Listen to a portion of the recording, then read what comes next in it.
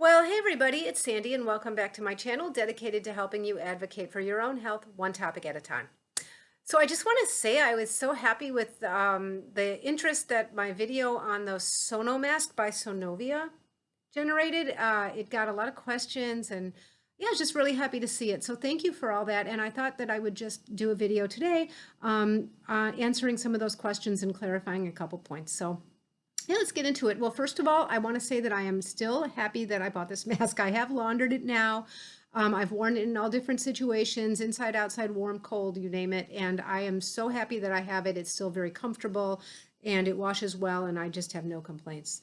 So that said, some of the questions that you guys had. So somebody asked me, well, how do you know when to, whether to keep washing it or to throw it away? So good question. So the company says that this mask is washable up to 100 times. I suspect that's because that's, where they stopped counting. It's just too round a number to be a coincidence, 99, 101. But they say it's good for 100 washes.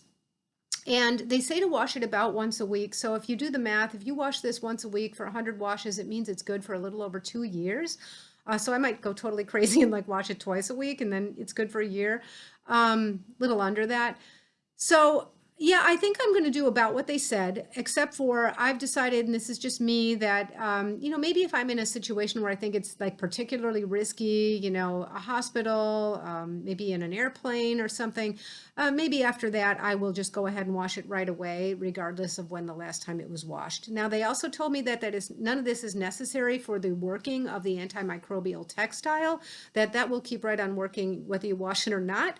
It's just that you will shed some dead skin cells and you will have buildup of oils and things on the fabric. And so that's why they recommend to go ahead and wash it. Delicate on the machine or by hand. So that led to the next question, which was, well, how quickly or how well does the antimicrobial action work? So like, for example, if you're going to take it off and then you have to put it right back on, do you have to be worried about like getting something on your hands? And it's a really good question. So, well, the answer is in vitro studies, meaning in their lab, the action is instantaneous. So kills bacteria on contact, deactivates virus on contact. That's the zinc nanoparticles that are impregnated into this textile. How the mask actually works in real life, the study is ongoing, and I'll look forward to being able to share that with you. I don't have it right now. They don't have it yet. And I suspect that really just is because there's just so many variables in terms of how people use these things. So some people are going to have their hands all on the inside of them all the time, tugging on them. Some people are going to wear them in hot, humid places, other people in cool environments. Are you wearing it when you're sick? Are you well? So I would think that there's going to be a range there in real life that roughly is, shows what they can show in vitro in the lab, but that they're instead of a very consistent, there will be a bell curve that's what I'm predicting. So let me just show you what I do though, because when I got to thinking about it, I realized that instinctively I did handle it with that in mind. Even in the video where I showed you how I put it on, my emphasis was on how to put the mask on and position it. But I actually had my hands in such a way that I was minimizing the contact with the inside of the mask. And that's what I do anyway. I try to minimize how much I touch the inside of this mask unless I'm just pulling it out of the wash. Okay, so whatever's going to touch my face, I try to not have touch anything else, especially my hands. And so I'm just going to put it on again for you and but this time emphasizing where my fingers are so that you can see what I mean by that. So yeah, I think that first of all, because it's head straps, I think a lot of people don't like head strap masks because they're not comfortable positioning them. They're trying to position them on the way on, and it like never works. So you have to do what I said in the video, which is put it all the way down around your neck and then position it from the bottom up.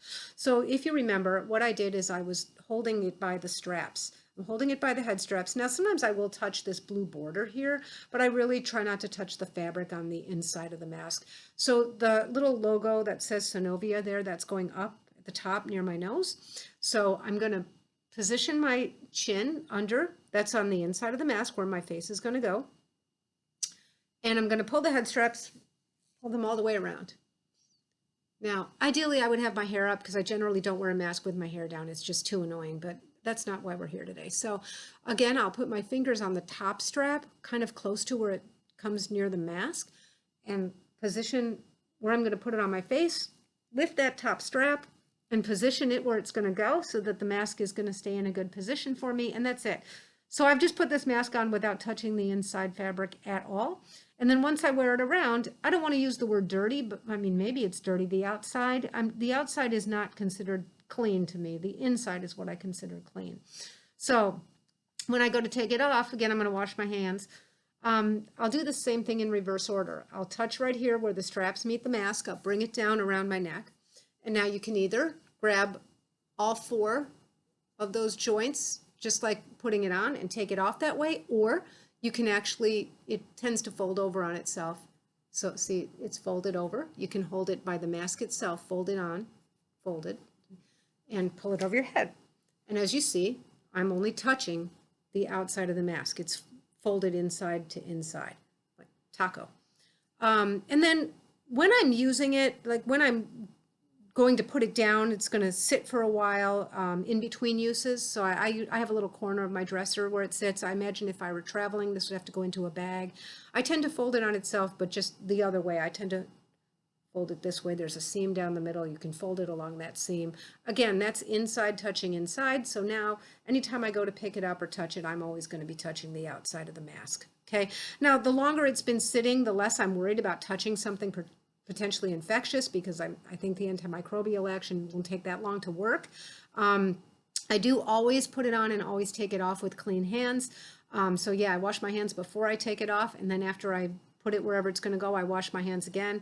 And yeah, so suffice it to say that none of this is, the company doesn't have any recommendation that this is necessary. There's no reason to think you have to do all this, but I just think that as a general rule, it makes sense to be mindful of clean versus unclean, and it makes sense to try to avoid touching the inside of the mask just to make it work better for you. I was asked to clarify something about the taping technique that I showed. I showed it both for how to affix a mask if you're wearing glasses and stop the glasses from fogging, but I also showed that same taping technique with this mask, because when you put a mask on your face, you have these hollows right here, these little dips around the sides of your nose, and I feel like that's a good place for large respiratory droplets to fall. And so I preferred to tape that up. I said when I go out in public, I'm around where I can't be sure I'm going to be socially distancing. So, that really does depend a little bit, though, on where you are, okay? It varies by city, state, county, country. If you are in a place where everybody's wearing a mask, that really becomes less and less of an issue. Yeah, the gap is still there, but if everybody around you has their mouth and nose covered, okay, then they're keeping their large respiratory droplets to themselves. If they cough inside this mask, it's not going to tend to so easily fall down on you. But if you're in a situation where you live, not everybody's wearing a mask. I wish that weren't the case, but it just is. Around here, it's kind of 50-50. Not everybody's wearing them. Then I think this issue of leaving gaps where large respiratory droplets can fall becomes a little bit more of a concern. Same thing is, again, if I'm in a high-risk place, like if I'm in an airplane or something like that, I'm going to tend to want to seal that gap. But again, you'll just have to decide based on, where you are and what your situation is, whether you want to use that technique or not, whether you want a tighter seal than this is giving you.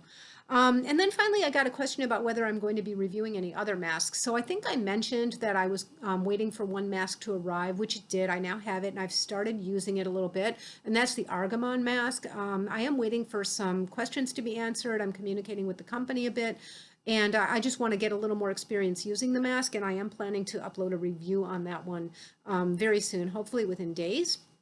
That is also a textile that is antimicrobial. It's copper as opposed to zinc. Now, I'm not sure whether I will upload that review and I'll sort of approach it as just a review of the Argamon mask, or whether I will approach it with a Argamon versus Sonovia kind of thing. Because in my head, that's sort of the way it's shaping up. It's like this versus that, because these are the two that I got. And they make for good comparisons. So let me know if you have a preference about that, and I'll keep it in mind. As far as any other masks, these are expensive. I started looking for this just because I was interested myself in maybe what might protect me. And so these are the two that after I did a lot of research, I just narrowed it down to these two, and I decided to go ahead and buy both of them and compare. So if somebody else wants a different mask reviewed, feel free to let me know about it and I'll think about that.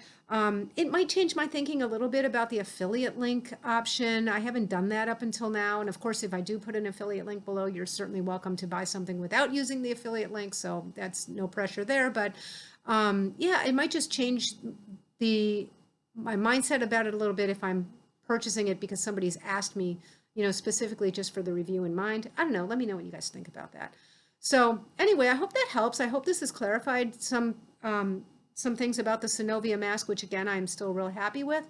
And I'll look forward to getting that next review uploaded for you. And until next time, be well. Bye-bye.